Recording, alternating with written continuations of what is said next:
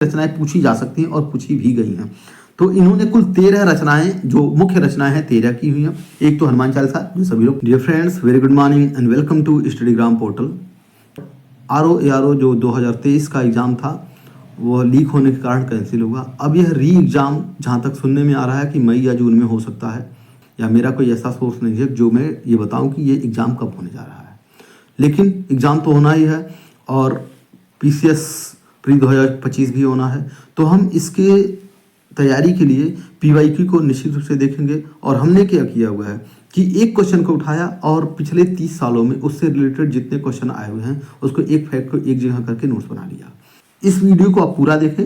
अगर आपको लगता है कि आपका टाइम वेस्ट हो रहा है तो उसको ना देखिएगा।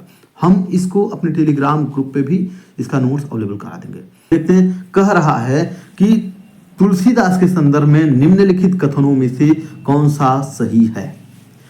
कह रहा, पहला, तुलसीदास का जन्म बांदा जनपद के राजापुर गांव में हुआ था, यह सही है। उनकी पत्नी का नाम गीतावली था। गीतावली उनकी पत्नी का नाम नहीं था, जबकि गीतावली एक बुक का नाम है।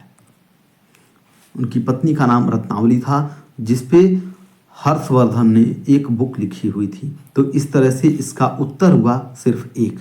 अब हम देख लेते हैं तुलसीदास से रिलेटेड जितने भी क्वेश्चन आस हो सकते हैं, तुलसीदास से रिलेटेड जितने भी फैक्ट हैं उसको हम यहाँ पर देखेंगे। सबसे पहले तुलसीदास, इनका नाम था रामबोला। क्यों ये नाम पड़ा? एक किंवदंती है। ये कहा जाता है कि तुलसीदास जी का जब जन्म हुआ था तो इनके जब माँ के पेट में थे तभी इनके मुंह में दांत आ गए थे, और जब ये पैदा हुए तो धरती पे गिरते ही इन्होंने सबसे पहले राम का नाम लिया, और इनके माँ बाप डर गए और इनको ले जाकर के कहीं दूसरे से छोड़ दिए। इनका जन्म कब हुआ? 1532 से लेकर 1623 तक। तो ये अकबर के समकालीन थे। और ये कहाँ इनका जन्म हुआ था? इनका जन्म बांदा, एक यूपी का बांदा जिला है, और वहाँ एक गांव है राजापुर। और इनकी मृत्यु कहाँ हुई थी? बीएसबी यानी बनारस में इनकी मृत्यु हुई थी 1623 ईस्वी में, और यह जहांगीर के टाइम में इनकी मृत्यु हुई थी। अब इनकी माता का नाम था हुलसी। हुलसी हैं तो ये तुलसी हैं। माता का नाम हुलसी था, पिता इनके थे आत्माराम दुबे, और पत्नी इनकी थी रत्नावली। यही उसमें पूछा गया है कि गीतावली कह रहा, गीतावली तो इन्होंने लिखा हुआ था, इनकी पत्नी का नाम था रत्नावली। रत्नावली, और रत्नावली एक बुक है जिसको हर्षवर्धन ने लिखा हुआ है। ये किसके समकालीन थे? ये अकबर और जहांगीर के समकालीन थे। ये 2004 में क्वेश्चन आया हुआ है। अब इनकी रचनाएं हम देख लेते हैं। इनकी रचनाएं पूछी जा सकती हैं और पूछी भी गई हैं। तो इन्होंने कुल 13 रचनाएं, जो मुख्य रचनाएं हैं 13 की हुई हैं। एक तो हनुमान चालीसा, जो सभी लोग पढ़ते हैं।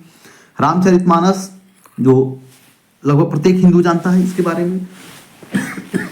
दोहावली, बैराग संदीपनी, कवितावली, दुर्गा सप्तशती, विनय पत्रिका, जानकी मंगलम, परवे, और रामलला नहजू, पार्वती मंगल, 10 किताबें। और सॉरी, अभी देखिए इनकी पहली, देखिए यूपी में कोई भी एग्जाम हो तो पहला और अंतिम बहुत इंपॉर्टेंट हो जाता है। तो इन्होंने पहली बुक लिखी, वह कौन सी लिखी? बैराग संदीपनी। संदीपनी कौन थे? संदीपनी कृष्ण भगवान के गुरु थे, महाराज संदीपनी, और इन्होंने इन्हीं के ऊपर वैराग्य संदीपनी लिखी। और इनकी जो अंतिम कृति थी वो थी कवितावली। दोहावली, गीतावली, ये सारी चीजें इन्होंने लिखी हुई थी।